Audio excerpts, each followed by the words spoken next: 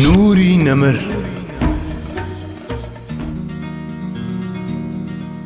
هەواڵە غەیبیەکان. یەکەم، ئەو هەواڵە غەیبیانەی تایبەتن بە سەردەمی خۆیەوە. کتێبەکانی فەرموودە لە پێشی هەمووشیانەوە سەحیحی بوخاری و موسلیم ئەم ڕووداوەی خوارەوە دەژێرنەوە. ڕۆژێکیان پێغەمبەری خوا چووە سەر مینبەر، ڕوانینی ئاراستەی جیهانە غەیبیەکان کرد و لە نێوەندی تەجەلیاتە جەلالیەکانیدا کە لە شێوەی تووڕەییدا خۆیان دەنواند، دەستە دەستە واریداتی بەسەر ئامادەبوواندا بەخش دەکرد. لەو نێوەندەدا فەرمووی: ئەمڕۆ چیتان دەوێت بپرسن؟ ئەیتر ئامادەبوانی کۆڕەکە پرسیاریان دەکرد و ئەویش وەڵامی دەدانەوە. لەو کاتەدا گەنجێک کەستایە سەر پێ وتی: ئەی پێغەمبەری خوا، باوکی من چێە؟ پێدەچێت ناوە ناوە قسە و قسەڵۆک لەبارەی باوکیەوە کرابێت و ئەو گەنجەیش پێیان ناڕەحەت بوو بێ. جا ئەو ڕۆژە هەلێکی دەستکەوت بوو لەبارەی باوکیەوە پرسیاری لە پێغەمبەری خوا دەکرد کە بە ئیزنی خوا چاوانی بەڕووی غەیبدا کراوە بوون. سەروەرمان وەڵامی دایەوە و فەرمووی: باوکی تۆ حوزافەیە. ئیدی گەنجەکە ئاسوودە بوو، چونکە ئەو وەڵامەی وەریگرت بوو، وەڵامێکی دڵخۆشکەر بوو.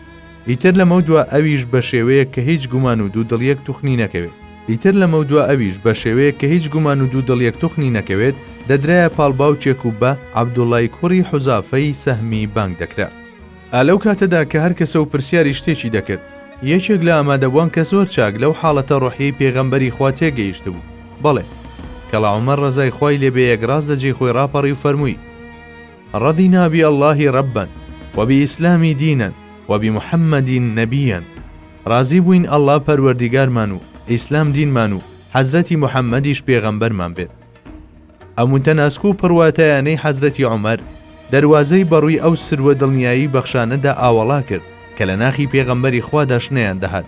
ئیتر تەجەلیاتە جەلالیەکان شوێنیان بۆ شەماڵەکانی ئونس بەجێهێشت. ئەم ڕووداوە لە حەزوری ئەو سەحابیانەدا ڕوویدا کە مزگەوتیان پڕ کردبوو. هەر هەمویان تەزدیقی فەرمایشتەکانی پێغەمبەریان دەکرد و وەک بڵێ بە بێدەنگبوونیان دەیانگوت: ڕاست دەفەرموویت. ئیمامی موسلیم دەجێڕێتەوە، ڕاوی حەدیسەکەیش حەزرەتی عومەر ڕەزای خوای لێبێ دەفەرموێ: لە غەزای بەدردا بووین. پێغەمبەر درودی خوای لێبێ استراتیژی جەنگەکەی بە تەواوەتی داڕشتە بوو، مەیدانی جەنگەکە دەگەڕا. لە پڕێکدا ڕوانینەکانی بڕیە ئەو دیوی پەردەکانی غەیب بوو، نیگاکانیشی ڕوو لە ئاسۆکانی داهاتوو. بەدەستی مبارەکی ئاماژەی بۆ چەند شوێنێک کرد و فەرمووی: سبەینێ، ئێرە جێگەی کوژرانی ئەبوو جەهلە، ئێرەشی عوتبە و ئەمەش جێی شەیبەیە و وەلیدیش لێرەدا دەگەوزێت و چەندەها ناوی تریشی ژمات. لە پاش کۆتایی هاتنی جەنگەکە حەزرەتی عومەر سوێن دەخوات و دەڵێ: پێغەمبەری خوا ئاماژەی بۆ چ شوێنێک کردبوو، ئەوها هەمویانمان لەو شوێنەدا بە مردووی دیتەوە. بەڵێ، ئەو مرۆڤانەی کە تا لە ژیاندا بوون بە زمانیان تەزدیقی پێغەمبەریان نەدەکرد و ئێستا بە جەستەی مردویان شایەتی دەدەن لەسەر سید خۆڕازگۆیی ئەو پێغەمبەرە ئازیزە. بەڵێ، پێغەمبەری خوا هەواڵی ئەدا و هەواڵەکانیشی بێ ئەوەی سانتیمێک بترازێن وەک خۆیان دەهات نەدی. ئیمام ئەحمەدی کوڕی حەنبەل لە موسنەدەکەیدا ئەم ڕووداوە دەژێڕێتەوە. جارێکیان پێغەمبەری خوا درودی خوای لێبێت لە مزگەوت لە نێو هاوڵاندا دانیشت بوو. لە دەرفەتێکدا فەرمووی: پاشکەمێکی تر مرۆڤێکی نورانی لەو دەرگایەوە دێتە ژوورەوە. ئەو کابرایە لە چاکترین مرۆڤەکانی یەمەنە و ناوچەوانی جێدەستی فریشتەی پێوەیە.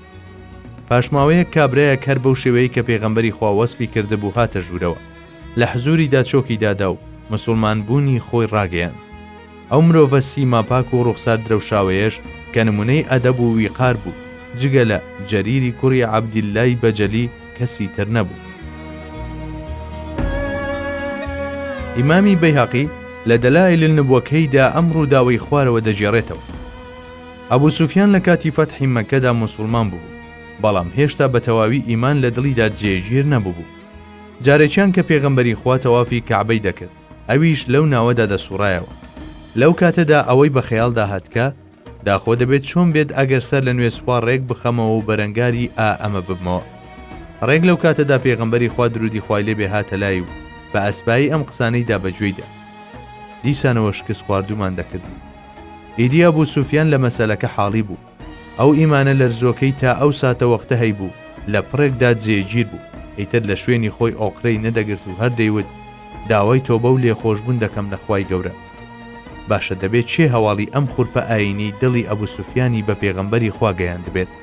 ئەبوو سوفیان بەم هەڵوێستەی دەری دەخست کە حەزرەتی محەممەد عەلەیهی سەڵاتی وەسەلام ڕەوانەکراوی پەروەردیگارە و ڕاستبێژە لە گوفتارەکانیدا.